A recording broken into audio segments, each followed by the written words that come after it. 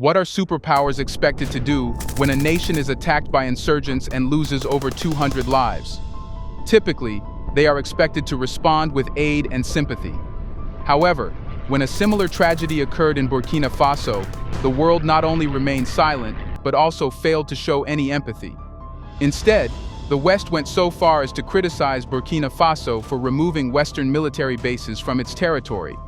But was this the moment to offer partnership, or was there a hidden agenda at play? Well, it depends who you talk to. According to the junta, it's going pretty well. They've been able to stem off some attacks. But the reality is, Miriam, is that they have lost control of half of the country. Who is truly behind the chaos in Burkina Faso, and who stands to gain from this turmoil? Let's find out.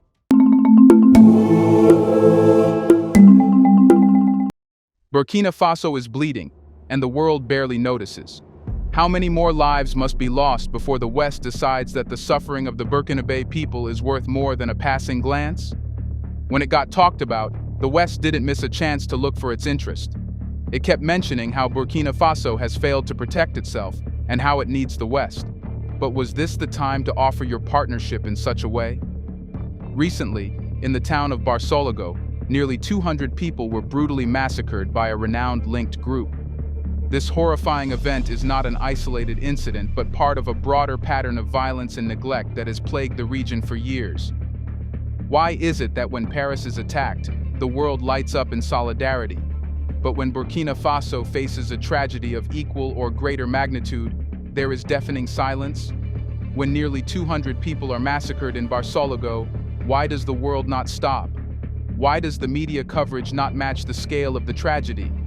To answer this, we must understand the geopolitical dynamics that shape global attention. The West has a long history of selectively choosing which conflicts to spotlight.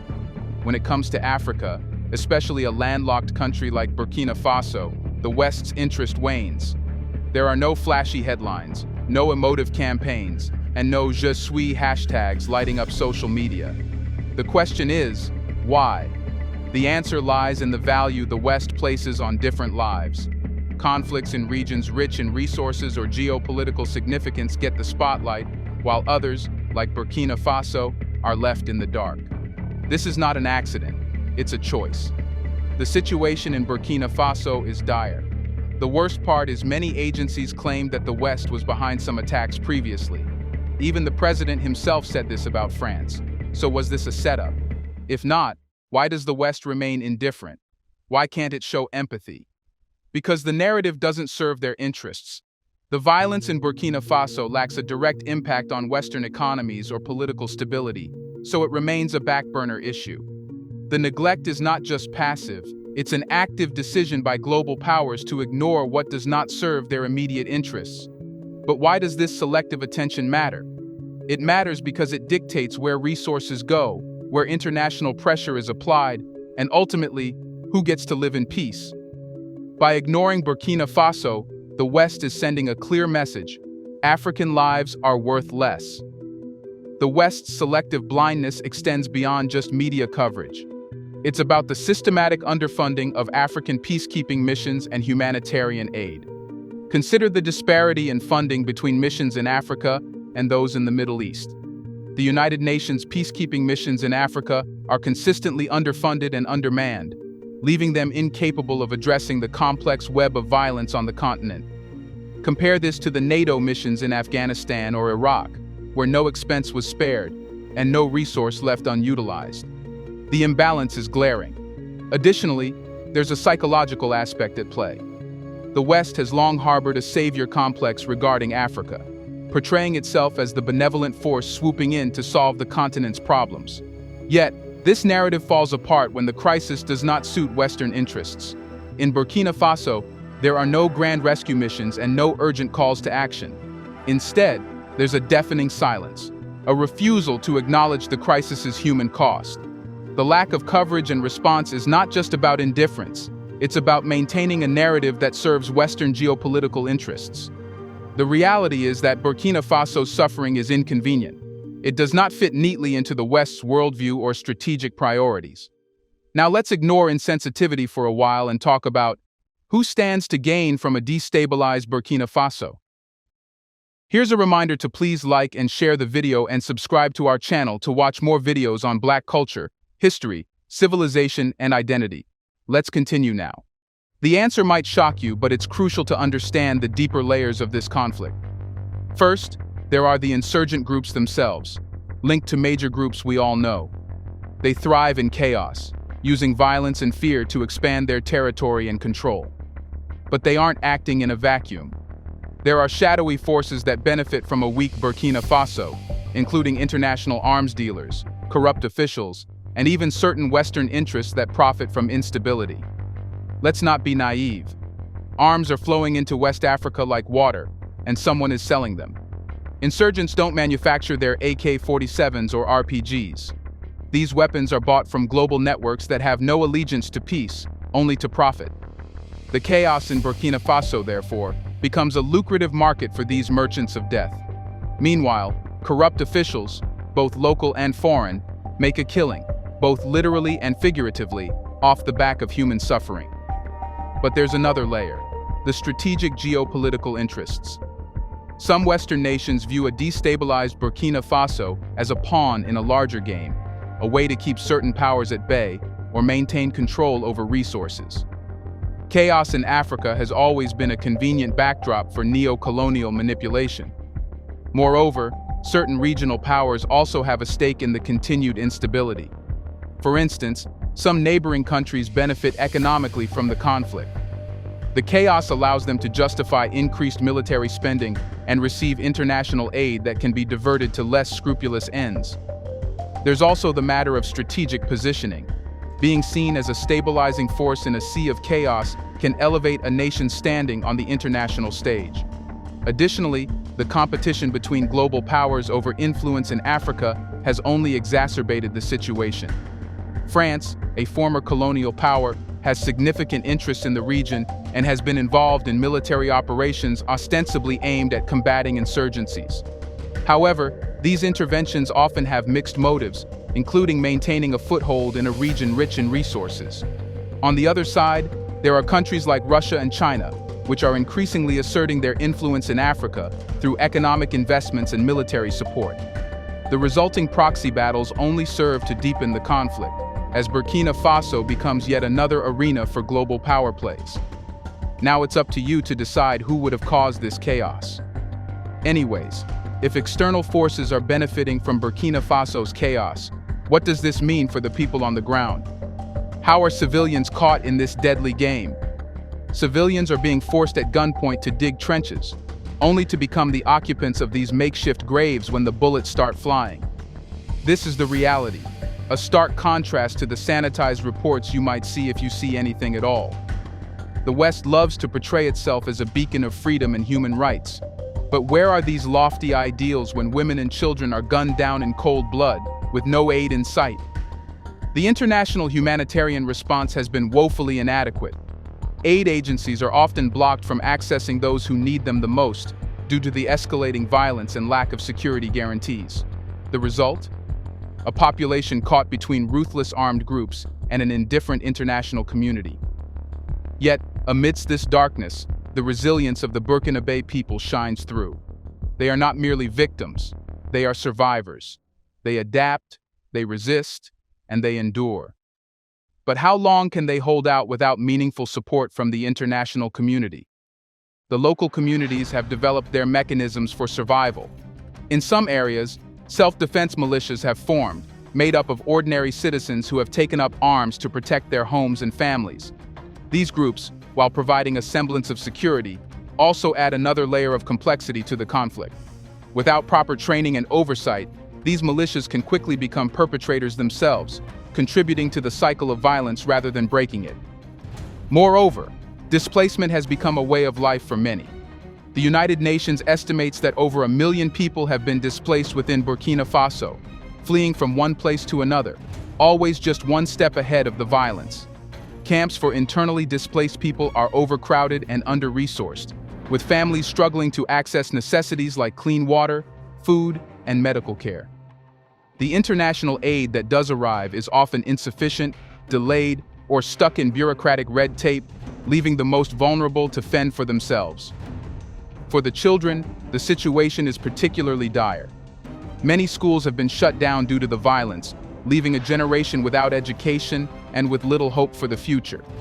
This lack of opportunity only feeds into the cycle of poverty and violence, as young people with few alternatives may turn to armed groups as a means of survival or revenge.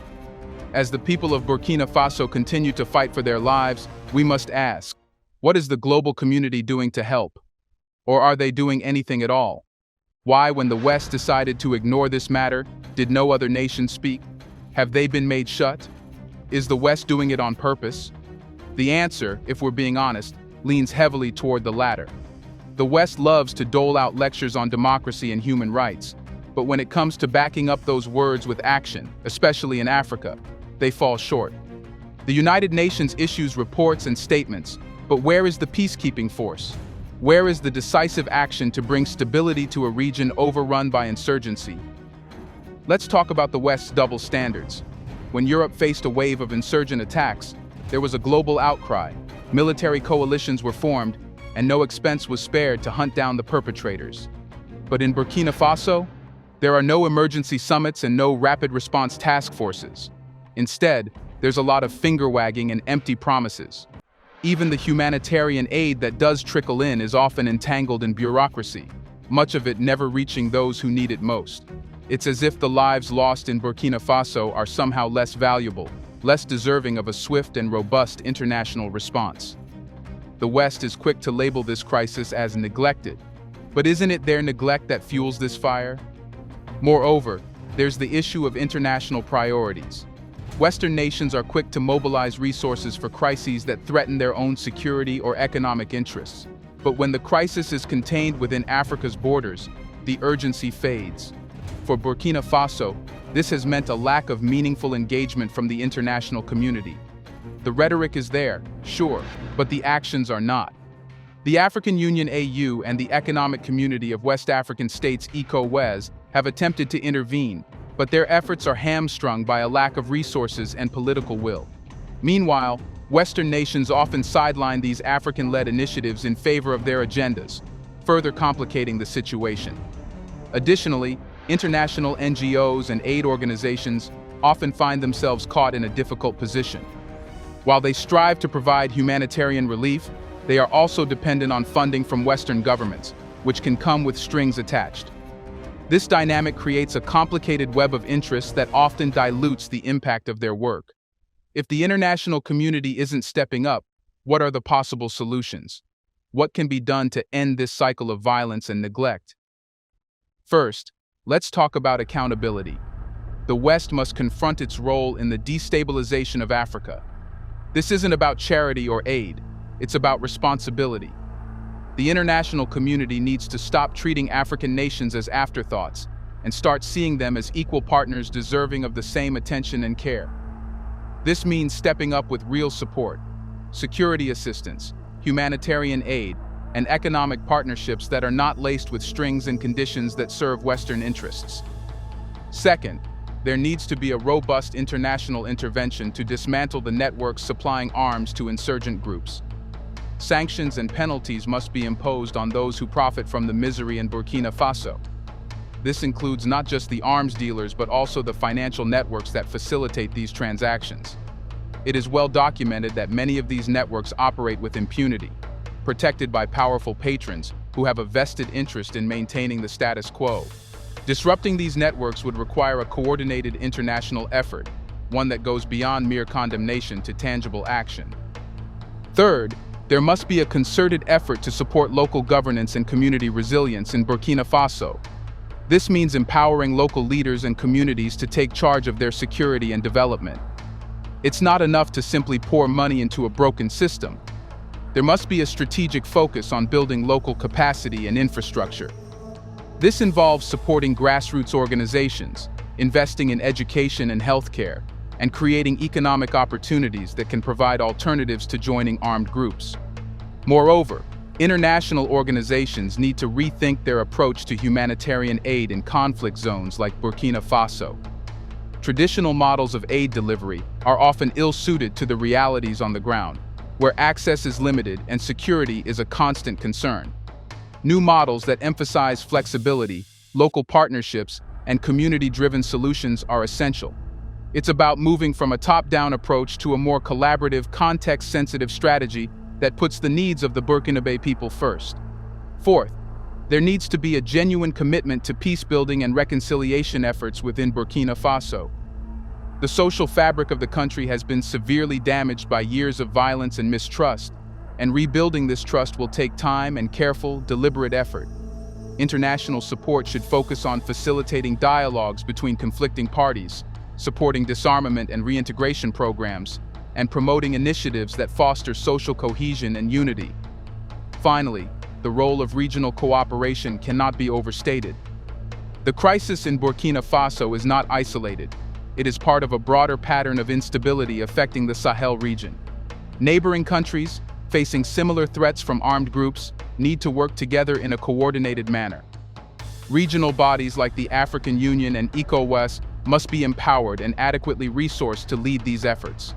The West should support these regional initiatives, not undermine them with unilateral actions that serve only their interests.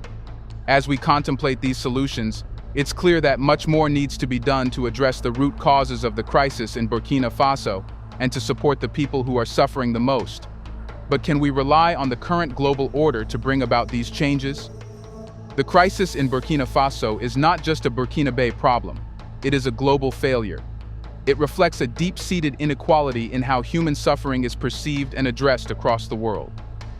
While the West continues to espouse values of freedom, democracy, and human rights, its actions, or lack thereof, in places like Burkina Faso, tell a different story. The selective concern for human life is not just hypocritical. It is a stark reminder of the urgent need for a paradigm shift in how we view and respond to crises around the world. Burkina Faso's suffering is a test of our collective humanity. It is a challenge to the international community to rise above self-interest and show true solidarity with those in need. It is an opportunity to break free from the patterns of neglect and indifference that have defined much of the West's engagement with Africa. But for this to happen, there must be a reckoning, a moment of introspection, and more importantly, a commitment to act. The people of Burkina Faso deserve more than our pity. They deserve our action, our solidarity, and our unwavering support. They deserve to be seen, to be heard, and to be helped. It is time for the world to wake up to this crisis, not with empty promises or fleeting gestures of concern, but with concrete actions and sustained commitment. Only then can we begin to write a new chapter for Burkina Faso, one defined not by violence and neglect, but by peace, prosperity, and hope. The time to act is now. The world must choose. Will it continue to turn a blind eye, or will it finally stand in solidarity with Burkina Faso? The choice will define not just the future of Burkina Faso, but the moral character of our global community. Do you think this was all a setup? Is the West trying to make Burkina Faso ask for Western help? Let us know in the comment section. Should Traoré do it, or will the hard times pass? Do you want to watch more videos like this one? If so, subscribe to our channel and press the bell icon next to it.